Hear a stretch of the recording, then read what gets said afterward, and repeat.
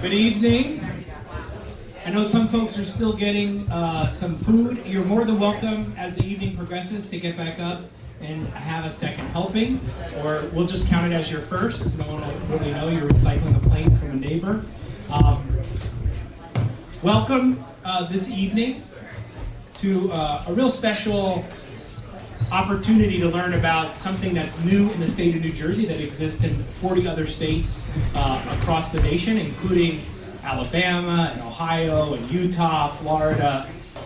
We're really excited to be here. My name is Ed Potosnik, and I'm Executive Director of the New Jersey League of Conservation Voters.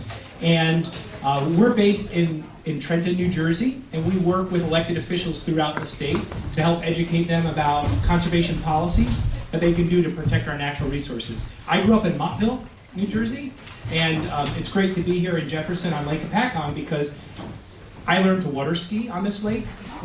I caught my first largemouth bass on this lake, and Lake Hopatcong has a real special place in my heart and my family's. Bringing our boat over and learning everything there was to know about the water, and I credit my skiing adeptness to the water skiing experience because the soft landings of many trials of getting up. As all of us, I think, can attest, Lake Hopatcong is certainly an economic and also special gem in this area. It's the largest lake in New Jersey and has some challenges. And what we're here to do tonight is to talk a little bit about something called a stormwater utility. We're part of what we call the Flood Defense New Jersey, which is a new tool for localities to start to address problems that affect water quality with polluted runoff from concrete and hardened surfaces like blacktop, and also to reduce flooding, which is pervasive across our state. And just to give you a sense of how it might relate to the lake here, 30% of the pollution that's in Lake Hopatcong comes from stormwater, from hardened surfaces where it's not able to absorb into the ground naturally and goes untreated into the lake. And so someone who struggles with weight, as an example, if someone were to tell me that I could lose 30% of my weight at any given time, I'd say, how do we get started?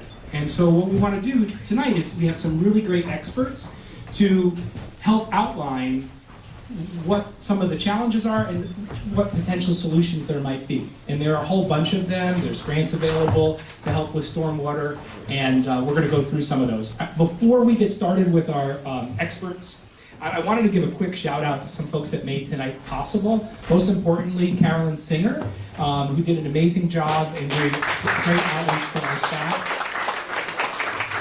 Also with New Jersey LTV, just give a quick wave. We have Lee Clark in the back. Up front, we have Molly Beauregard, Cynthia Montalvo, and then also Sophia, who's helping sign people in. And she wanted me to remind you, if you haven't signed in, to please do so we can stay in touch and make sure you get credit for being here for your badge. Boy Scouts, Girl Scouts in the room?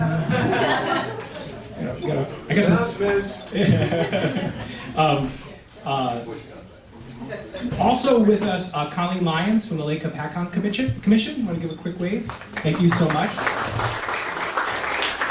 Donna McCall from the Lake Hopatcong Foundation. Where are you at? Oh, you're back. Thank you. Thanks for the spoons. We have a little, right, you brought the spoons?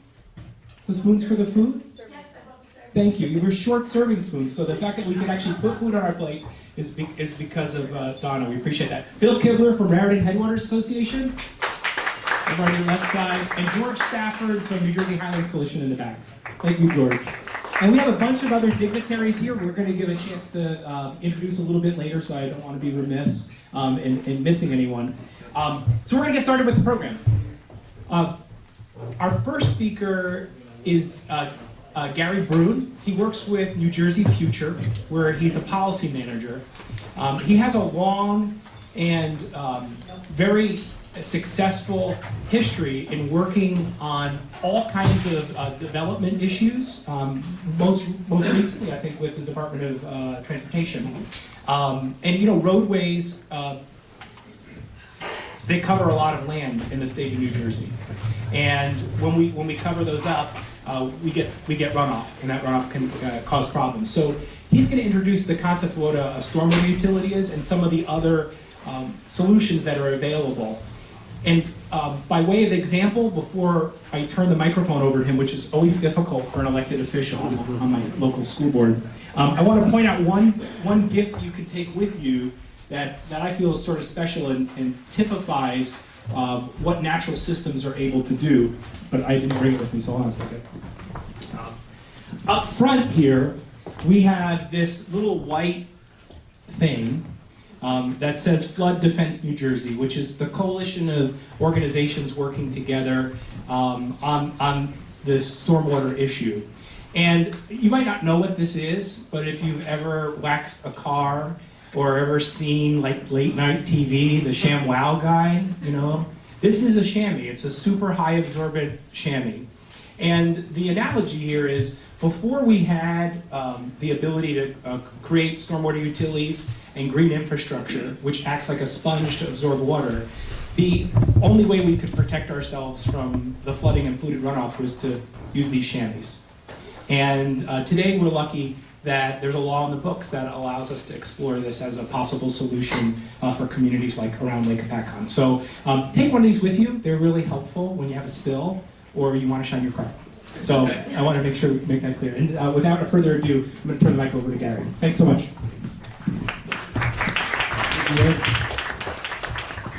For those of you who don't know about New Jersey Future, just a quick little spiel for you, and you probably don't. It's a nonprofit, nonpartisan organization based in Trenton. It's a policy research organization. A lot of what we do is centered around development and redevelopment and infrastructure, making sure that cities and towns are strong in an infrastructure sense, and obviously that's why we're here tonight. There's some information up here if you're interested further. I do share with Ed, by the way, some background in Lake Hopatcong. When I was a young child in sort of the late 60s, we had a place in Mount Arlington. I think it's called the Esplanade Market, if that's still here, that area. So I'm quite familiar with. I do not remember though the kind of traffic I went through tonight at 5 o'clock on Route 80. I don't remember that. So there's been a lot of obviously development over the years, and that's probably maybe why we're here. So part of my job is to talk about what is a stormwater utility. Governor recently signed legislation, if you're familiar. If you're not, it was about a month or so ago. And it provides the authority for a local community such as this to consider that as a tool. It is not required, it is permissive. It is something that each town has to figure out whether it works for them. But if you're familiar with, as you probably are, a water utility and a sewer utility where we pay our water bills and our sewer bills, and those monies remain in those respective columns, right, for water, drinking water, and for sewer service purposes. Stormwater over the years has been funded from the local budget. It's not had a dedicated source of funds. So what this stormwater utility basically is a special assessment district that does just that for a community that wants to do it. It dedicates a fee that is charged on what's called impervious surfaces. If you're not familiar with the term, that would be where rainwater hits and runs off of a roof, a driveway, right, or impervious surfaces. That's what drives stormwater. And as stormwater travels, it picks up along the way anything from pesticides, right, to oil and grease and all that, and ends up in the local waterway in many cases. So the thought behind the stormwater utility is basically a dedicated source of funding that would fund projects that are otherwise competing in the local budget against the usual things that are comprising the local budget. Police, fire, schools primarily, right? And usually coming up a distant, 10th or 11th in that list. So over the years, a lot of that infrastructure has aged. In some cases in New Jersey, it's over 100 years old. And we're doing work on an emergency basis, right? Which is, if any of you have ever done that in your own home, that's probably obviously the most expensive way to do business. A lot of communities want to get ahead of that and start thinking about what they face in a stormwater sense. What are the challenges? Certainly the lake here has challenges. You know them better than I do. But this is primarily a funding mechanism, and it's primarily a dedicated funding mechanism, which makes it a little unique. The other thing that's unique about it There are credits that come with this program, but that are unlike the water and sewer bill that we all pay. There are no credits that I know of on that. But if you find ways to mitigate the runoff from your property, and there's ways to do that. If you're not familiar with the term green infrastructure, rain gardens, things that take the water and keep it on the site, absorb it into on the site. There's also projects that create a buffer between, let's say, the lake and your property to make sure that the runoff doesn't reach the lake. These are all green infrastructure projects. They mitigate or they reduce the amount of runoff that's reaching the lake, right? For a business or a homeowner who does that, whatever the fee that is established, there's typically, and actually it's mandated in the legislation, there would be a credit against whatever the fee is if you do that. Because the ultimate goal of this particular dedication is to accomplish just that, to reduce the amount of stormwater runoff to the lake or to the stream or wherever you happen to live, in this case, obviously the lake. So that is fairly a unique piece of the program, and gotcha. Just wanted to point that out. So why is the problem getting worse? Many of you may be familiar with the press. 2018 was the wettest year on record. Not sure how you feel about that, but the fact of the matter is it seems to be more precipitation than ever before. That's one reason. The other reason is obviously that infrastructure is aging, and the infrastructure we're talking about is below the ground and people don't often see it. It's not like a pothole you hit with your car. It's down there, and in many cases the developer has came in, built it, and he's long since moved on, turned it over to the town, which has other challenges in a fiscal sense. So that's a big reason why many towns are struggling with this, and they're at least considering the possibility of a stormwater utility. Just want to make a couple other minor points. If you funded this program with property tax, there would be no relationship between the amount that you pay and the amount of runoff from your property, right? There is no relationship between the value of your property and how much water runs off of it. But there is a relationship in this program, because the way it's set up, as I said, is the impervious coverage is assessed throughout the town. They figure out what your piece of it is, and ultimately and once they strike a rate, and the rate is basically built on how much work needs to be done in the town, that becomes the fee that you pay. So there is a direct relationship, right, unlike property tax, between the fee and the service that's involved, and it's dedicated. The money doesn't go for anything other than the projects that are truly needed to be done.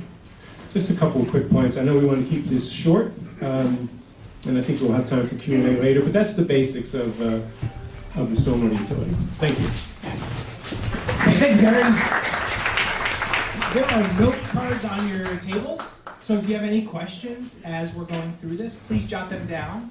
Then we're going to have some of our elected officials come on up, and we'll have them give it a chance if they want to share a little bit of information about some of the efforts that are already underway, and we'll take questions. So that's what we're getting through the presentations to do. And any question is a good question, because it's probably someone else has it. Our next speaker is Julia Summers. Oh, right, it's Lisa. I frequently get confused. Our next speaker is Lisa Plevin, and Lisa is Executive Director of the Highlands Council. And we're really pleased to have her with us tonight to share some of the funding opportunities that already exist to help manage and clean up the polluted runoff and keep it from coming in through our basements and over our roadways. And this is a really special program. The New Jersey Highlands provides over 65% of New Jerseyans with clean drinking water. 70%. 70% of New Jerseyans with clean drinking water. It's a real special place for our state. Clean drinking water obviously is really important for our health, but it's also important that it's reliably clean and also affordable. So there's a lot of water-intensive industries in New Jersey, like pharmaceuticals and manufacturing. The Budweiser, have you ever seen that outside of Newark Airport facility that's making beer, is here because water is good and affordable. And so there's a reason that keeps us competitive, and this whole region is a real important part of that economy. So with no further ado, we got Lisa Plevin with the New Jersey Highlands Council. Hello. Thank you, Ed. I would like to welcome everybody and say what a fabulous turnout this is, especially considering it's right before a holiday weekend, so that's not an easy thing to do. And I appreciate the fact that everyone is so dedicated on the issue of stormwater management. I'd like to acknowledge Highlands Council member Michael Francis, Mayor of Hopatcong Borough, and also want to let everyone know that I'm joined by a colleague, Kelly Curran, who is our Senior Resource Management Specialist, but we know her as our stormwater guru and expert. So she's here to answer any technical questions related to the Highlands Council. As Ed mentioned, the Highlands Council is a small state agency created by the Highlands Act, tasked with implementing the legislation and the regional master plan and protecting the Highlands region, which, as you heard, provides 70% of New Jersey's drinking water. So what I wanted to do, what I've been asked to do, is just very briefly. Is that better? It's hard in the back because of the ceiling. Yeah. Even though I'm yelling. Yeah, just keep yelling into the mic. Okay, here we go. What I've been asked to do is talk very briefly about the stormwater grants that we currently offer, and then what we think might occur as they move through the process of figuring out what the actual enactment of the stormwater utilities legislation is going to be. So right now, the Highlands Council offers stormwater management planning grants to municipalities in the Highlands region, and there are 88 municipalities in the Highlands region and 7 counties. These grants actually total a maximum of $15,000 each, and they have 3 components that are very important in terms of stormwater management. The first is they help municipalities map stormwater structures using a mobile application. They also help with the development of a stormwater mitigation plan, and they also assist in the incorporation of amendments into your local municipal stormwater control ordinances. Our grant program also assists municipalities to comply with their New Jersey DEP MS4 permits, and we also, our stormwater regs actually provide enhanced protections beyond what is required by the DEP to assure alignment with the Highlands Regional Master Plan. And some examples of those is the Highlands Council, long before it was chic, always had a major emphasis on employing green infrastructure in projects, and also 125% recharge ratio rather than the current state ratio of 100%. So we've always been looking to not just protect the water resources of the Highlands region, but also work to enhance them whenever possible. And in addition to the grant that I mentioned, one of the interesting things about our agency is because we're small and because our mission is so specific, we are often able to be flexible beyond simply what is written in the regulations. So if there's a municipality that has additional stormwater needs, stormwater management needs beyond what I just described, we can sit down and see if there's a way that we can assist you with planning grants. We're doing that, for example, in 2 situations. We're working with Wharton on a drainage study and with the Township of Montville on a recharge study. Currently, we've got 13 Highlands municipalities that we're working with on stormwater management, leveraging not just our planning and financial assistance monies, but also our technical assistance, and again, I refer you to Kelly. Jefferson, in fact, is one of the municipalities participating in our stormwater grant program, and they've completed mapping and assessments of stormwater outfalls. So we appreciate the work that Jefferson is doing. In fact, they are currently the only municipality on Lake Hopatcong that is taking advantage of this valuable grant program that we offer. I do want to point out one particular interesting project that I think all of you can relate to, which is we're working with the Lake Hopatcong Commission on a grant to update their water implementation plan, their watershed implementation plan. See what happens when you give people money? And when you care about the right things.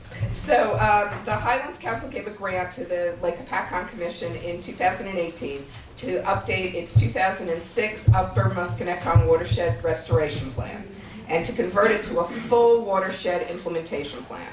This will address both Lake Hopatcong and Lake Musconetcong.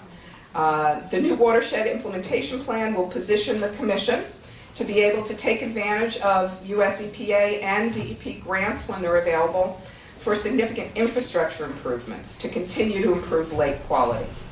The original plan linked existing impairments to surrounding land use, identified priority areas for stormwater management installations, and provided for public outreach.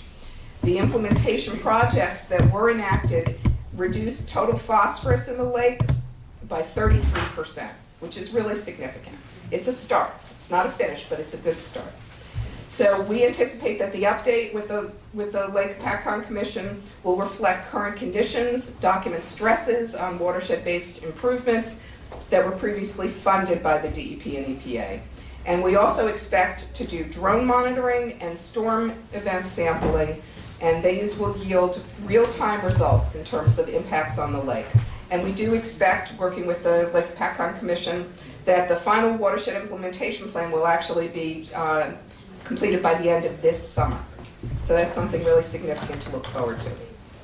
So just briefly shifting gears to the stormwater utilities bill, I'm just going to make a couple of key points. As you've heard, the DEP is beginning the work of creating a guidance document which will be used to implement the legislation, and that is going to take them about 18 months. They're hoping to do it more quickly than that, but they're granted in the legislation 18 months. The Highlands Council will be a stakeholder in this process. We expect that there will be guidance from the DEP, obviously, regarding how stormwater utilities can align with the goals of the regional master plan and how municipalities can work towards that end. We expect that our existing stormwater management programs will work to be integrated in some capacity into the new stormwater utility legislation. And we are hopeful, and I don't have a crystal ball so I can't guarantee it, but the plan conformance grants that we offer, which are significant to municipalities, we are hopeful that we will be able to morph those into grants to help municipalities identify what is feasible for them to work with stormwater utilities, either local or regional, and to identify what the benefits would be for them to consider, again, regional or local stormwater utilities. So we may be one of the only folks in town that may actually have money available for municipalities to assess what this may mean to them, and we look forward to that. So that's it. Thank you.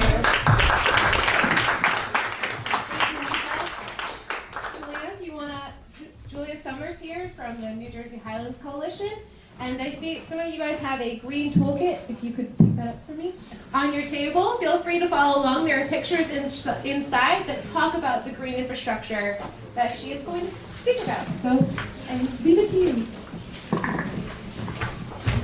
So I'm the Executive Director of the New Jersey Highlands Coalition, and in a previous life, I was Executive Director of the Great Swamp Watershed Association. And Kelly Curran, I think her first job in working in the environment, she came to work for us. And she probably remembers when we put together what I think must have been the first handbook of green infrastructure that could be used anywhere in New Jersey, because it was so new back then in New Jersey.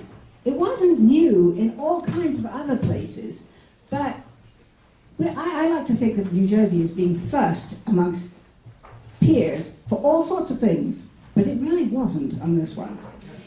Anyways, green infrastructure, how kind of, my children tease me. Mom, it's kind of boring, stormwater, yeah.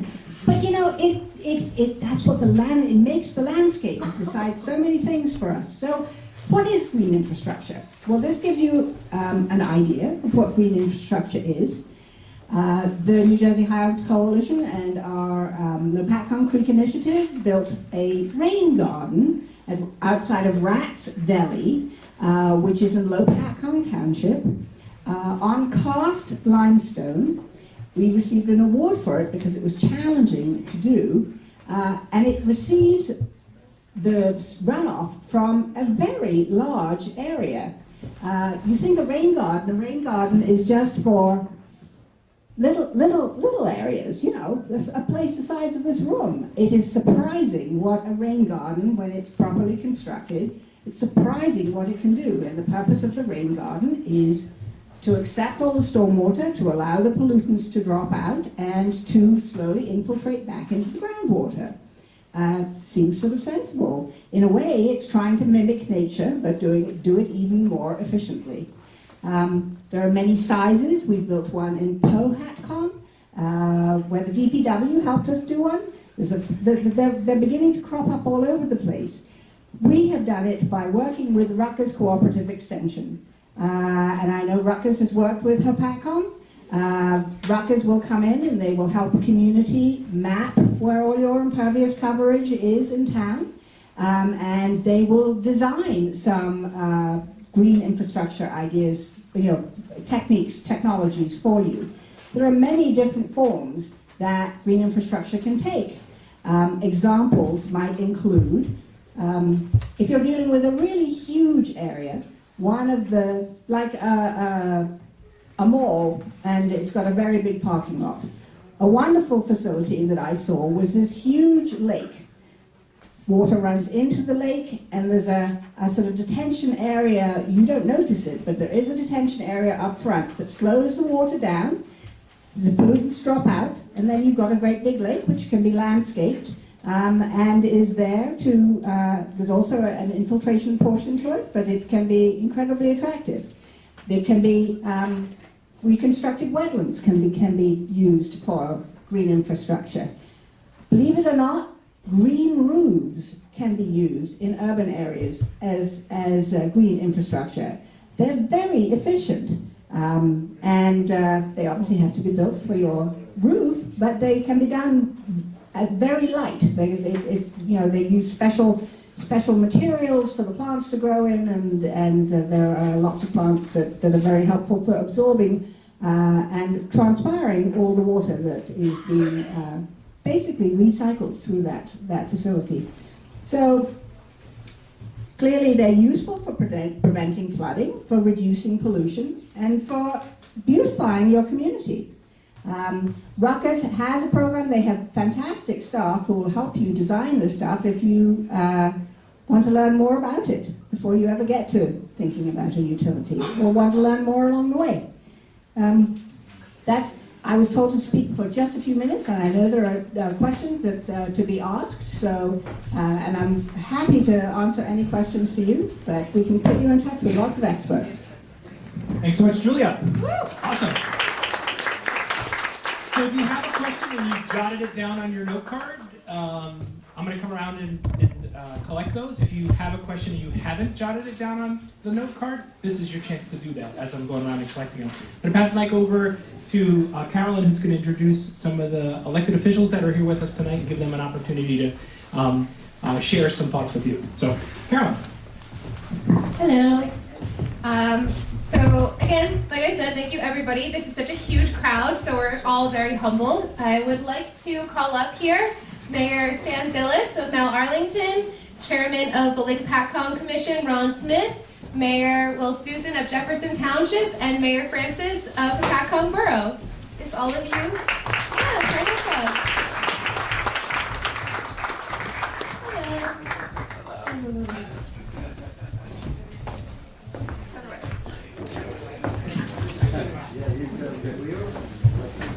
Wow. Okay, so I'm just gonna... Slimming focus. We're all gonna sit up very, very straight. I'm just going to pass the microphone to the left, and we're gonna keep going down this line. They'll share some thoughts with you, and again, thank you for coming out today. Thank you. Thank you very much. My name's Eric Will Susan. I am the new mayor of Jefferson Township.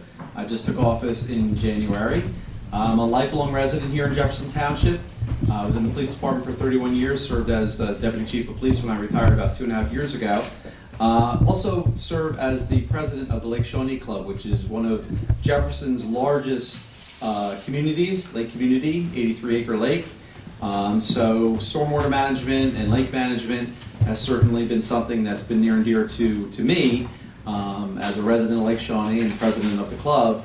And so it was nice. I'm glad that the lead conservation voters could come here to Jefferson. Just want to say welcome to Jefferson and welcome to our beautiful Camp Jefferson Lodge.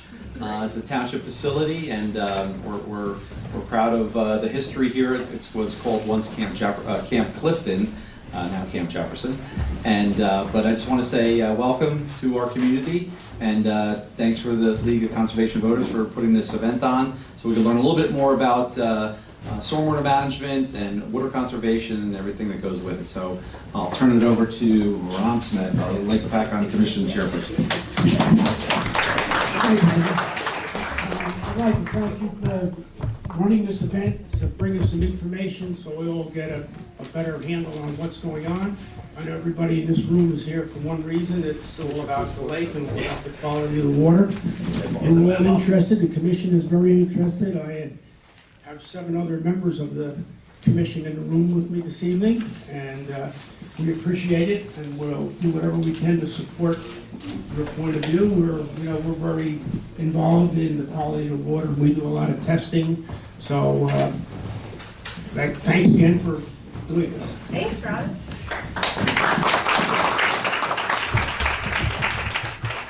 Thank you for inviting me. This is interesting to say the least. For those of you who don't know me, my name is Mike Francis. I'm the mayor of Hopatcong.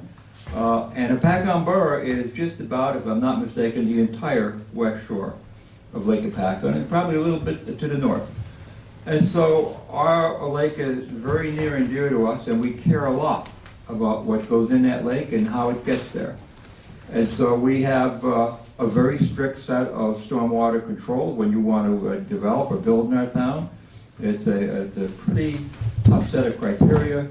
Our land use board, even when they do variances, they care very much about water recharge. So we talk about dry wells, we talk about the 100-year storms, the 50-year storms, and so that's always part of our conversation. We are cognizant of that. We care very much about what goes on to our lake, and our town and myself are committed to that. We work with the Lake Commission, we work with the Lake Foundation. I personally do. I don't see Marty Kane here, but He's here. Is he? You made it. Ah, hi Marty. And so Marty and I have been working on initiatives with the DEP, with some weed control, and also some issues of herbicides that get put in the lake. I have a big problem with them, and not a lot of people know much about it. Our last meeting with the DEP wasn't a real successful one. What we've learned with the bureaucrats in Trenton it's easy to say no. There's no risk in that, but we won't be satisfied with that. We'll be back. But we do care very much about the lake. I'm very interested in this subject. We will look further into it to see what it can bring to the town and bring to our lake. So thank you again for having me.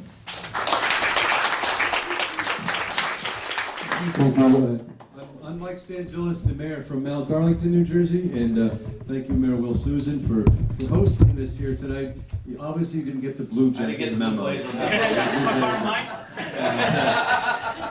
You know, this is an incredibly important subject, and before we get too far, Mayor Francis has introduced me some time ago to the issues with the weeds. We need to talk about that a little bit too. The trefoil carp that I never heard of until he taught me about it. And so there's a lot of education that you're going to bring to us. We need to learn about. And I'm a big fan of what we were talking about, Mike, with the grass-eating carp. This stormwater, clean water, the green initiatives thing is absolutely brilliant. Thank you. I just read through it. We've done some rain gardens. We took out a tennis court and put public gardens in those spots. We always talk about impervious coverage. How much impervious coverage are we allowed to have, and that we should have, and the non-permeable coverage, the less the better, as you addressed earlier. So this is music to all of our ears, and mine especially. So the only issue that I want to hear about and talk about is the tax associated with it, or the fees, okay? So us guys here, we have to walk down that line of, residents, their pocketbooks, and the economic engine that drives this region is that big lake out there. We need that lake to be extremely healthy. We need our residents also to feel that we are living in the highest tax place in the world. Because right now, New Jersey is one of the highest tax places in the entire country, and it's my personal goal to get us off that bubble. So I love what we're talking about. I think we can do this. But I'm not so certain about a tax on this. That's my opinion right now. But I really want to thank you. Let's get more education when we can, okay?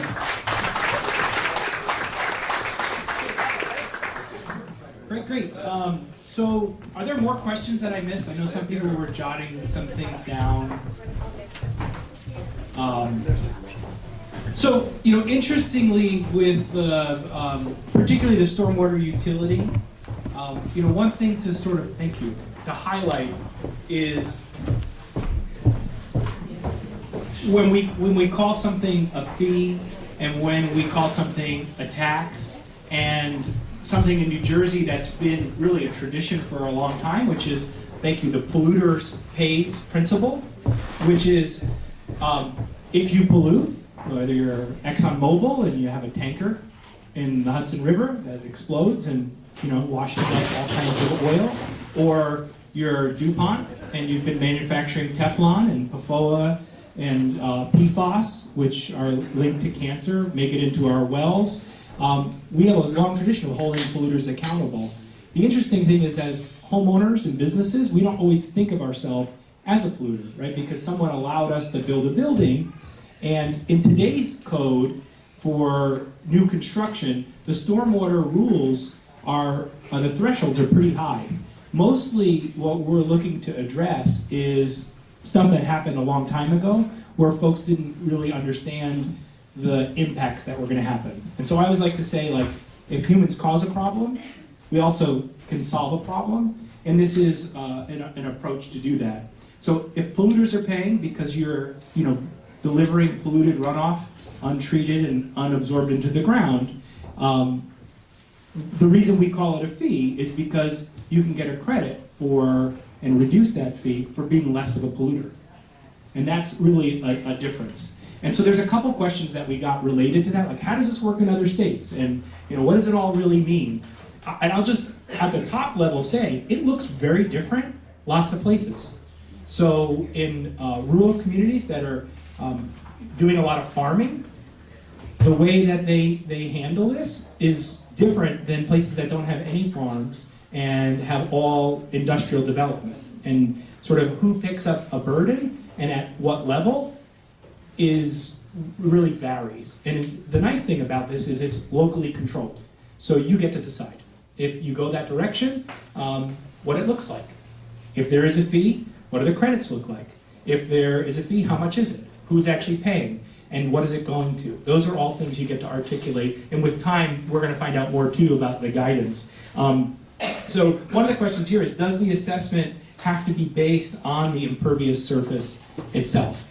How much impervious surface? Do they have to go around with a ruler and measure? Do they have to look at a satellite photo? And I thought maybe I could just pass this to Gary if you want to talk a little bit about some of the different methods of assessing who the polluter is in this case, and how much they've done to address the stormwater that's on their property or unmitigated. Thank you, Ed. Short answer to the question is yes. Typically, the fee is based on impervious coverage. So to give you an example, if you were in a city and you were an owner of a big parking lot with a lot of runoff coming off of it, or you had a residence in that town. If you were doing it on a property tax basis, the gentleman, whoever, the gal who owns the property, the parking lot, obviously from the property tax approach, would not be paying in proportion to the problem as they would in this program, right? This program is based on impervious coverage. So the big shopping mall with the big parking lot area, the big parking lot for cars or whatever it might be. This program tends to hit that particular property owner harder than the person who has a lot less impervious coverage. It's built on impervious coverage. Now there's three typical ways of doing that. Sometimes it's just a flat rate, which is probably not that often seen. There are tiers being smaller properties in tier 1, bigger properties in tier 4 or 5, and the fee goes up as you go down. But most typically, they create a standard measure. It's called an ERU. It's an equivalent residential unit. What they basically do is they take all the impervious coverage in the town, and they divide it by how many people are property owners in the town, and they get an average. Right? Let's say the average is 2,000 feet. And so if the fee is, and then they set the rate. Right? The rate is a function of your budget. How much work are you doing in stormwater, and how much work needs to be done, maybe for the lake. in the stormwater sense. So you have a rate, and you have an average, what they call ERU, equivalent residential unit, and they multiply the two and you get what you owe. Now, if you're the parking lot owner, and you've got a very big parking lot, it's going to be ERU times 4, and then they take that and they multiply it by the fee. So the point I'm trying to get across here is this program is built typically, and answer to Ed's question, yes, it's built around impervious coverage, but there are a few ways of doing it. And it's all up to the town to figure out which way works best for it. Awesome. And in some places, what they've done is they have like you mentioned this, like a flat rate, because it just worked out better. Single family home, this. Or no, we're not charging homes at all, we're just charging, businesses over a certain size. It can look a little bit different. So this question kind of builds on that one. It says, like, are impervious things, driveways, and sidewalks being looked into? And the answer would be dependent on how and if they're locally implemented, what folks decide. Julia mentioned about pervious pavement. Has anyone ever come across that? Is that something, when we say it? The question was supposed to be pervious driveway or sidewalk. I've used the wrong word. Oh, okay, driveways or sidewalks. Yeah, like for parking lots and stuff like Yeah, so that was a big part of it. There's also pervious driveways. And has anyone ever seen one? Are you talking about grass pavers like that? I'm talking about blacktop that has holes in it that leads into 2 feet of crushed rock that you can dump a dump truck of water on it and it just goes boom right into the earth. So the question I always have is it's a little bit more expensive to put that in a business, but what if there was some grant available to make up the difference? How different would it be? There would be no runoff, right? And so if we're going to try to get to where we know we need to go, we need to look at solutions that help push people encourage or incentivize people into doing that thing that's going to make a really big positive impact on the water quality. When we discussed pervious Hold on one second. before, we've always been told that the grit fills it up that they use on the roads around here, and that within a year or two, it's no longer pervious. Have you had any experience with that? I have heard. Do you want to address that? Do you have yeah, I have heard that. So that's not an uncommon criticism. I'm not sure how realistic that is, because we have one in our town. I live in Somerset and Franklin, and it's a basketball court. And it's not only great to absorb water, but it's also great because it dries really quickly, and everyone can play basketball right away after a rainstorm. So everyone loves it. But if you want to, and I don't think they vacuum it or anything. I think it's important that pervious pavement be used in the right places. It's not ideal for high traffic places, but it is ideal for less trafficked places, and driveways are a perfect example. Some people have long driveways, and if you can do that with a pervious pavement, that's a whole lot of blacktop that's no longer producing runoff, for which you get credit. I also wanted, the question of was sidewalks came up a minute ago. Next to sidewalks, we have seen rain gardens that are only 3 feet wide, sometimes even less than that, running along next to a sidewalk that can absorb a tremendous amount of runoff. Scale is important, but and scaling your green infrastructure to provide the solution that you're looking for, and there are many different ways to do it. Cool. This question specifically is for Lisa, who's seated. I don't know if you want to come up here or you want to just shout from the middle of the room. So the question is, how is the Highlands Council funded? I think it's a pretty fair question. And then you mentioned recharge ratio, and what does that mean to those of us who are in your lexicon? Okay, can I shout? Is that all right? Okay. The Highlands Council is a state agency funded through state appropriations. We get all of our operational funding from the state. We also get occasional grants. We have been very successful in obtaining U.S. Fish and Wildlife grants, primarily for our land preservation programs. And we also receive from time to time settlement money as mitigation for environmental projects in the Highlands region. So those are the sources of our funding. I'm actually, if it's okay with you, going to turn the